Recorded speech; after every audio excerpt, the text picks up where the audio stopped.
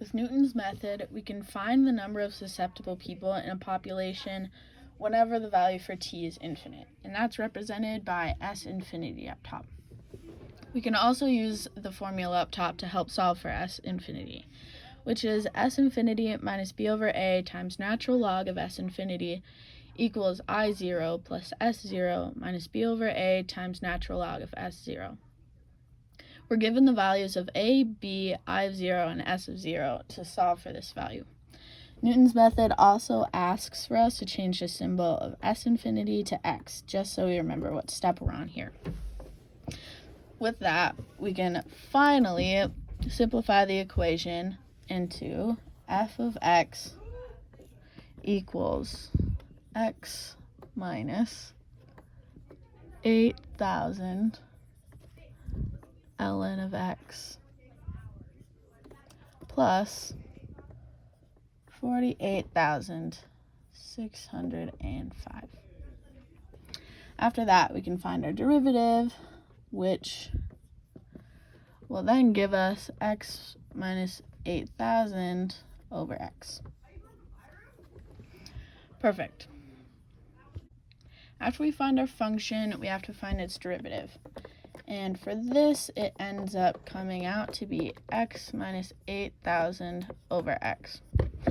Now, we can finally apply Newton's method with our formula here, which is xn plus 1 equals x of n minus f of x of n over its derivative. And our first value for x of 0, we can say, is 100, which is what they give us in the problem. So, solving x of 1, we'll use 100 and plug it into its function values. And with that, we end up getting 250 for x of 1 value. So we can move on to the next value, plug it into the function, and we get a new number, which is 401. Plug it in for x of 3, and we will end up getting for this one 449. 449. So we're still not quite there yet. Got to make a new one. 449 minus the function of 449 over its derivative. That one gives us 460. So you can tell that we're closing into the final value once the gaps start to close between these numbers. So for x of 5, we'll plug in 460 minus f of 460 over its derivative. And finally, we get a value that's within the limit we need to solve for it. So finally, we conclude that x of 5, which equals S infinity, equals 461.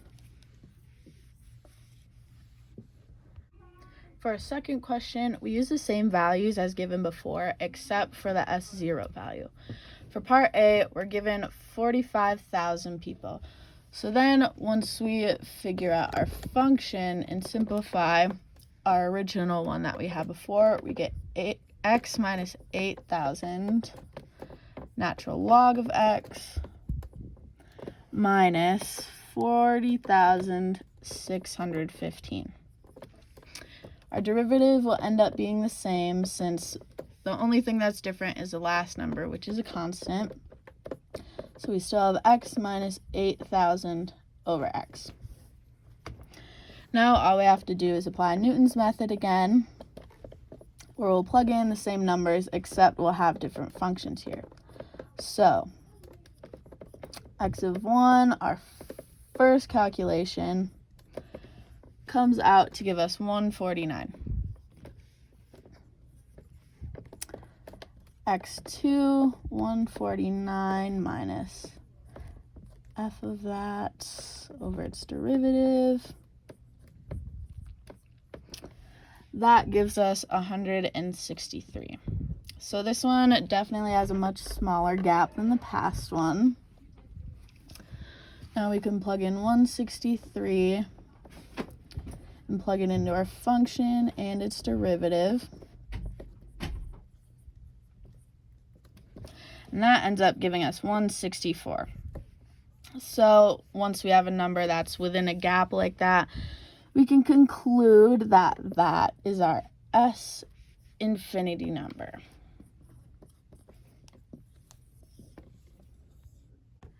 With part B, our S0 value is 25,000 this time. So when we simplify our function, we get x minus 8,000 ln of x plus 55,913. Once again, our derivative will be the same, x minus 8,000 over x. So we'll plug in our x0 value again with our different functions. And our first x1 will end up being 343. Plug that into our x2 and into our other functions. And we end up getting 776. So this one we see has a much bigger gap, so we can estimate that it will take a lot longer than the other ones and it'll have a lot more steps, but we'll still be within that like 1 or 2 digit range when we end up with our final answers here. So our x of 4, we'll plug in our x of 3, which was 1160. Put it in our functions here. And with this, we'll get 1264. Plug it into x5 and our other functions. And with this one, we'll end up getting 1272. So we can see that our gap is starting to close again. Put 1272 over its derivative. And we actually end up getting 1272 again with this one. So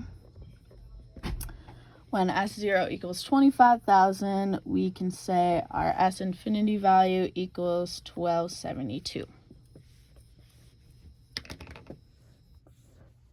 Our last value we're given for S of 0 is 5,000 people.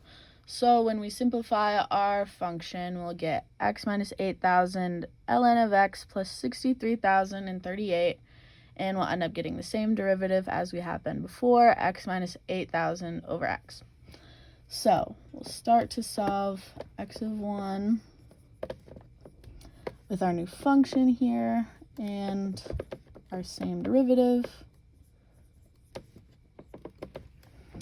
And our first value we'll get is 433. So that is kind of a big difference. So once again, we can estimate that we'll have kind of a lot of steps here. But once again, we'll still be in about a digit or two once we get to our final answers and we can find our S infinity value. So for x of 2, we end up getting 1,310. For x of 3, we'll plug that in. And we'll plug it into our functions. And with that, we'll end up getting 2,695, not 55, my bad.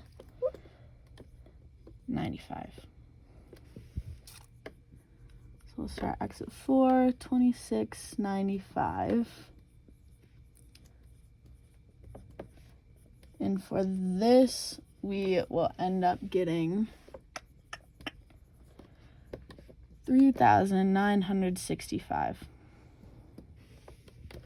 So yeah, it's still going up by kind of a lot, so we'll have a few more steps.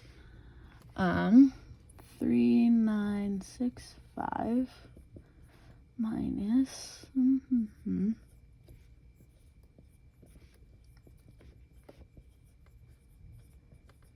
for x of 5,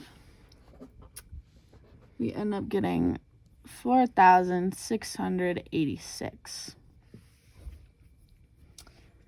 Plug in for x of 6, 46,086.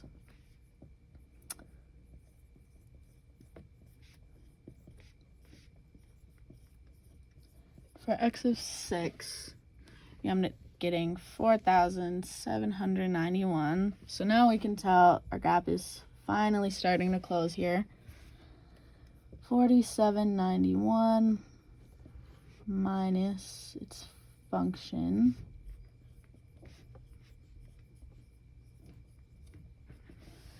And our x7 ends up being 48,024. Try for our x of 8.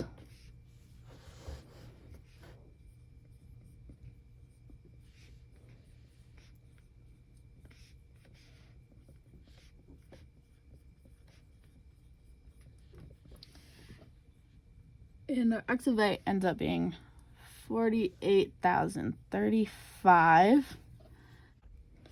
So with our x of 8 value, we can plug it into our x of 9 equation. 48,035 minus its function and divided by its derivative.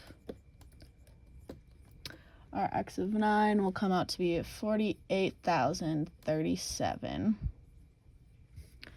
So you could argue that we could just finish right there, but I decided to go another round just in case we can get a different number.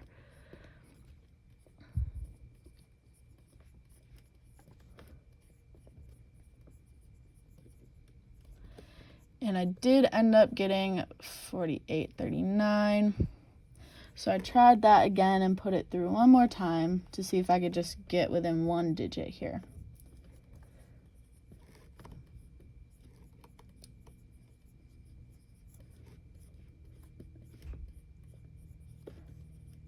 And I did end up getting 4,840 here.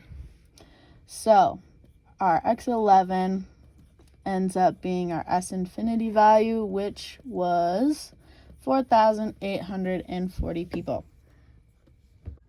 We're also asked to show how the derivative of S of t plus I of t plus R of t equals 0. And we can do that first by saying that the total population size, which we can represent with n, equals the number of those susceptible plus those infected plus those who have recovered.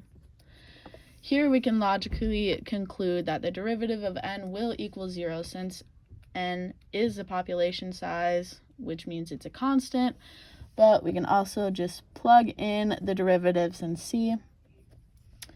So for S of t, we get negative ASI for a derivative. For IT, we have ASI minus BI. And for RT, we have BI. So we can see here that these values will all cancel out and n prime will equal 0 like we expected.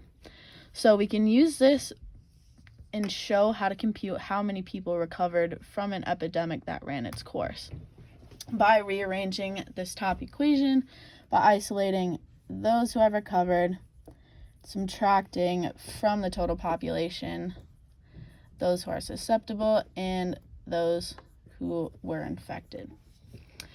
So we know that when an epidemic has ran its course, S of t equals 0, or there are no more people that are susceptible in the population.